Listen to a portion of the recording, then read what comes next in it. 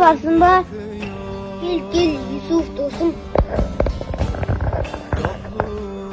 Саған шаруамен келдім. Мені сабаққа жібереді. Содан кейін қосымшаға жібереді. Шаршадым досым. Естесем болады.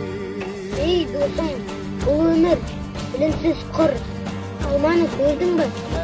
Мына алманы сықсам қандай шырын береді? Әрине алма шараны. Неге алма береді?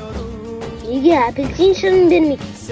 Егер де мына сенің басыңды TikTok, Instagram'a толтырсақ, не береді?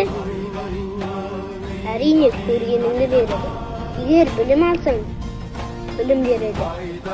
Сол сияқты алманың іші шырынға толы шырын берді. Ата-анаң сені ойлағандықтан білімге берді. Өйткені олар сен болашағыңды ойлады. Білімді болсаң, биікте отырсың. Білімсіз болсаң, жер қазасың. Білімді бол. Жарайды құшы. Дұрыс. Иисус шайға не алып келдің?